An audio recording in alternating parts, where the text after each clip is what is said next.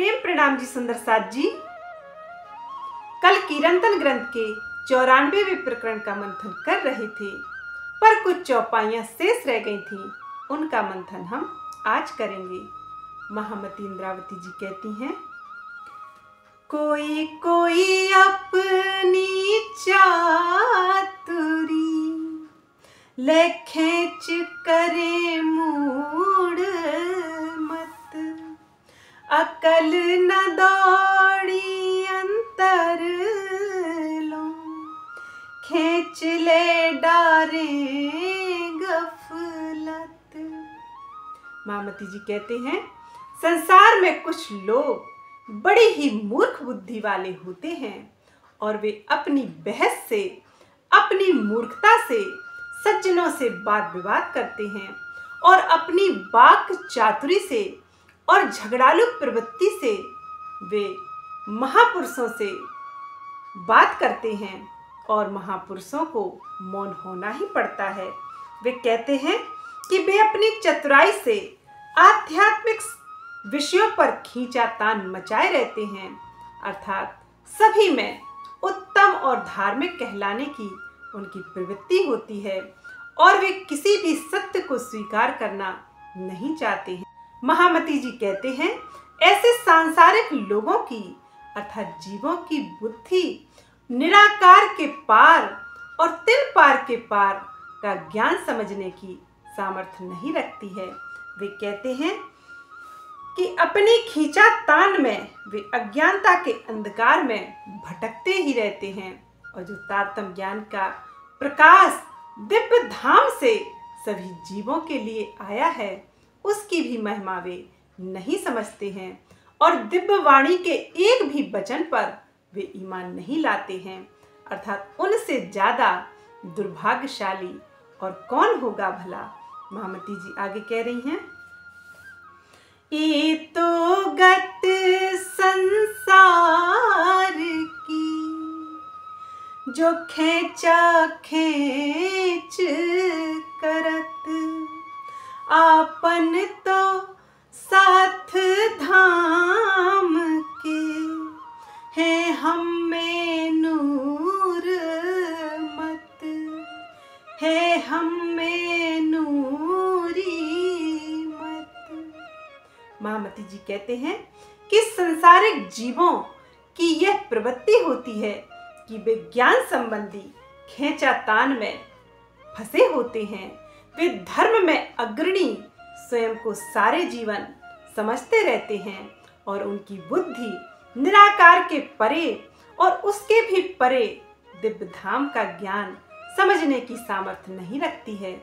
वे कहते हैं, इसके विपरीत मेरे साथ अर्थात परम धाम के वे सुंदर साथ हैं, मोमिन रूहें हैं, ब्रह्म सृष्टियां हैं, जो किसी भी प्रकार की खेंचातान में अपनी बुद्धि नहीं लगाती हैं और उनकी सुरता अर्थात आत्मदृष्टि तो दिव्य धाम में मूल मिलावे में अपने प्रियतम के नूरी चरणों में ही विहार करती है और वही की लज्जत वे इस नश्वर संसार में भी लेती रहती हैं, अर्थात धाम की मस्ती में वे यहाँ भी मस्त रहती हैं।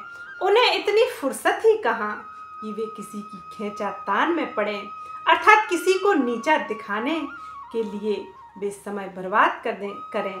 वे धाम की अंगनाएं केवल अपने प्रियतम पर ब्रह्म को प्रेम से रिझाती हैं और धाम में ही अपनी सुरता को लगाए रखती हैं। महामती जी कहती हैं, यदि कोई सुंदर साथ की जमात में शामिल होकर भी अर्थात तारतम्य ज्ञान का तत्व ज्ञान पाकर भी यदि साथी सुंदर साथ को नीचा गिराने की कोशिश करते हैं अर्थात आपसी खेंचातान में मस्त होते हैं, वे अपनी बुद्धि सुंदर साथ की बुराई और सुंदर साथ को नीचा दिखाने में लगाते हैं, तो वे धाम के सुंदर साथ नहीं हो सकते। वे तो मात्र सुंदर साथ की जमात में जीव सृष्टियां ही हैं, इसमें कोई संशय नहीं है। महामती जी आगे कह रही हैं, मोमिन बड़े अकाल कहे आखिर जमाने के, इनकी समझ ले सी सवे, आसमान जिमी के जे। महामती जी कहती हैं कि कुरान में लिखा है कि आखिरी जमाने अर्थात कियामत के समय वे धाम की रूहें इस नश्वर जगत में प्रकट होंगी और उनकी अकल अर्थात उनकी बुद्धि सर्वोपरि होगी, अर्थात उनके जैसा ज्ञान इस समग्र सृष्टि में कहीं भी सुनने को नहीं मिलेगा। और उनका ज्ञान इतना प्रभावशाली होगा, इतना प्रकाश से भरा होगा कि उनका ज्ञान सुनने के लिए जमीन पर रहने वाले मनुष्य, जीव और आकाश में रहने वाले देवी देवता, फरिश्ते सुना करेंगे और उन पर ईमान भी लाया करेंगे। महामती जी कहती हैं कि श्रीमुख वाणी के ज्ञान की महत्ता के विषय में कहा गया है कि संपूर्ण ब्रह्मांड इसे ग्रहण करेगा और इसी को एक दिन कहा गया है। और जो कहा है कि आखिरी समय में सभी एक दिन हो जाएंगे और सभी एक प्रियतम परब्रह्म पर ईमान लाएंगे। आज वह समय है अर्थात 28वां कलयुग 11वीं शताब्दी। आज वह समय है जब प्रियतम परब्रह्म का संशय रहित ज्ञान इस नश्वर जगत में प्रकट हुआ है और वे ब्रह्म मोमिन उनकी अर्धांगिनी रूहें भी प्रकट हुई हैं जो अपने प्रियतम परब्रह्म को इस नश्वर संसार में जागृत कर रही हैं। अर्थात धरती पर रहने वाले जीव और आकाश में रहने वाले देवी देवता और फरिश्ते इन वचनों का लाभ ले रहे हैं। अतः सुंदर साज जी आखिरी जमाने के आखिरी खाविंद के यह आखिरी वचन है। यह इल्मे लदुन्नी, यह तारतम ज्ञान का प्रकाश हम सभी रूहों को संशय रहित करता है और जब हम संशय रहित हो जाएंगी तभी तो धरती पर रहने वाले जीव और आकाश में रहने वाले फरिश्ते इस ज्ञान को ग्रहण करेंगे। इसलिए सुंदर साज जी हम रूहों पर बहुत बड़ी जिम्मेवारी है। हमें धाम धनी के ये जागनी भरे वचन सब तक पहुंचाने हैं अर्थात जागनी कार्य में आगे बढ़ते ही जाना है। और जो सुंदर साथ जागनी कार्य में बाधा उत्पन्न करते हैं, जागनी करने वाले सुंदर साथ से हीन भावना रखते हैं और उन्हें पीछे खींचते हैं अर्थात खींचा खींच करते हैं, खींचा तान करते हैं, वे सुंदर साथ किसी भी स्थिति में नहीं कहे जा सकते हैं। क्योंकि धाम धनी के यह वचन संसार में सभी को अवगत कराना है और सभी 14 लोक के प्राणियों को संशय रहित ज्ञान देना है। यही तो ब्रह्म सृष्टियों की छठे दिन की लीला है और यही हम ब्रह्म मोमिन करने आए हैं। और जो सुंदर साथ ध्यान चितवनी के राह पर चलने से रोकते हैं अर्थात चितवनी की कोई भी आवश्यकता नहीं है ऐसा कहते हैं, वे तो मात्र शरीयत की बंदगी करते हैं और शरीयत की बंदगी से कर्मकांड से ना तो प्रियतम परब्रह्म के ये वचन सभी तक पहुँचेंगे और ना ही प्रियतम का अनुभव ही होगा। और हम रूहें इस नश्वर जगत में फिर उनकी आशिक कैसे बन सकेंगी, क्योंकि धाम में तो वे ही हमारे आशिक थे। इस संसार में हमें आशिक बनने का मौका मिला है, हमें आशिक बनने का यह समय मिला है।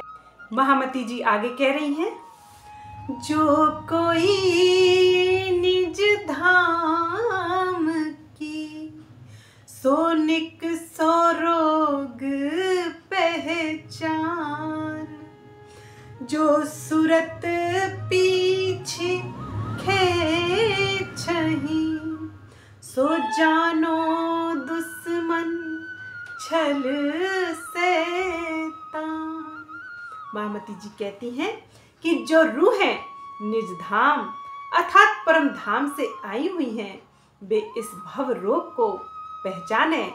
भव रोग अर्थात सुंदर साथ जी जन्म मरण के चक्रों का फेरा और यह दुखों की मायावी दुनिया की पहचान करें और माया की पूर्ण पहचान करके इस नश्वर जगत से अपनी नजरों को हटा लेवें।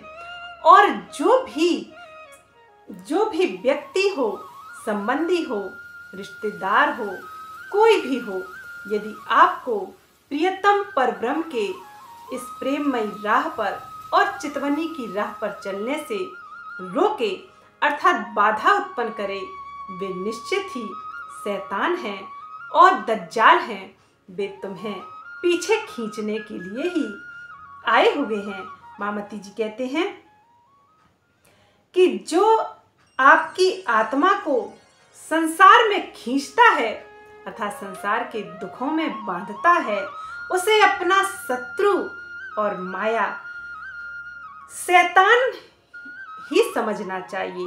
अर्थात सुंदर साथ जी महामती जी कहते हैं कि इन आखिरी वचनों को सुनकर ब्रह्मात्मा को पूर्ण रूप से जागृत हो जाना चाहिए और जो धाम धनी के चरणों में जाने से जो कोई भी रोके उसे केवल अपना शत्रु समझकर उसको अपने जीवन से दूर कर देना चाहिए।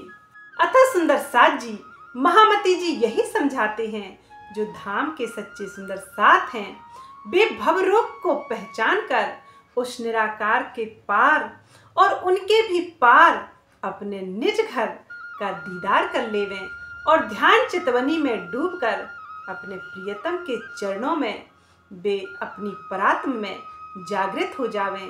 तभी तो धाम के अखंड आनंद को आत्मा इस नश्वर जगत में भी प्राप्त कर सकेगी।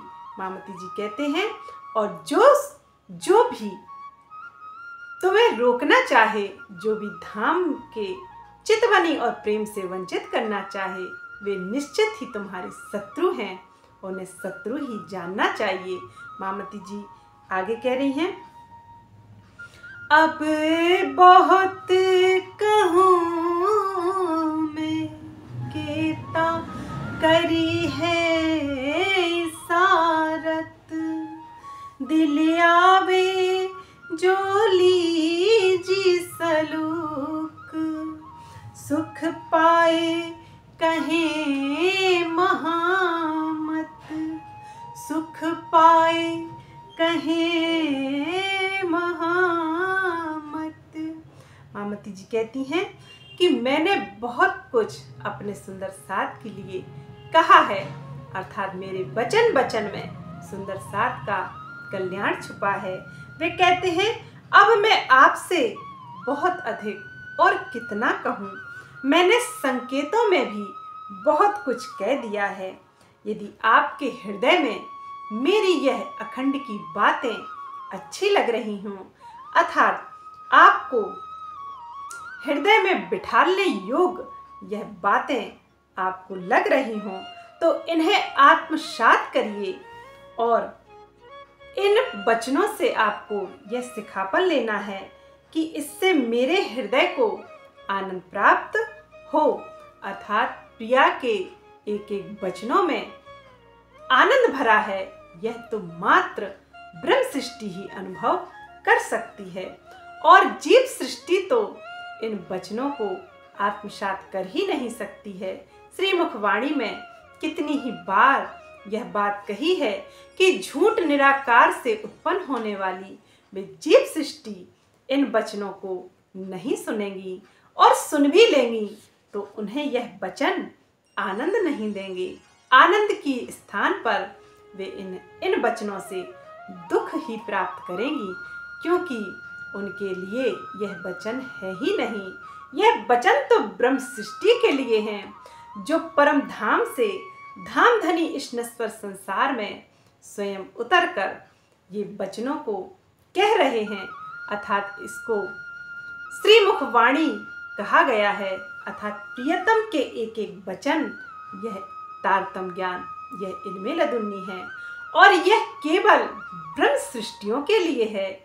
उनकी रूह इस संसार में आकर यहाँ के दुखों में, यहाँ की सुखों में फंस गई है, इसलिए वे अपनी रूह को जागृत करके धाम के उन अखंड सुखों में ले जाना चाहते हैं और वे धाम धनी सभी रूहों के साथ प्रेम विलास की लीलाएं दोबारा करना चाहते हैं, क्योंकि वे हमसे बहुत ही अधिक प्रेम करते हैं। धाम धनी ने धाम में कहा था कि हे रूहों, मैं तुमसे और श्यामा जी से बहुत अधिक प्रेम करता हूँ, इसमें कोई संशय नहीं है। और आज उन्होंने यह दिखा भी दिया कि तुम तो नश्वर संसार में आकर मुझे भूल गई, लेकिन मैं तुम्हारा प्रियतम, मैं तुम्हारा स्वामी, तुमसे और श्यामा जी से कितना अधिक प्रेम करते हैं, तुमसे कितना अधिक प्रेम करता हूं मैं। इसीलिए तो यह धाम के जागृत वचन तुम्हारे लिए इस नश्वर संसार में उतारे गए हैं और सभी धर्म ग्रंथों से साक्षियां लेकर इन वचनों को, एक एक वचनों को तुम्हें समझा दिया गया है। हे रूहों, जागो और जगाओ। महामती जी यही कहते हैं कि सभी रूहों को यह अखंड ज्ञान की बख्शीश मिली है। सभी रूहों को जागृत करके धाम के अखंड सुखों की लज्जत लेनी चाहिए। महामती जी ने यहाँ यही कहा है कि इन वचनों को याद करो और धाम धनी के उस आनंद को याद करो जिससे आपके हृदय में इस नश्वर जगत में भी आनंद प्राप्त हो।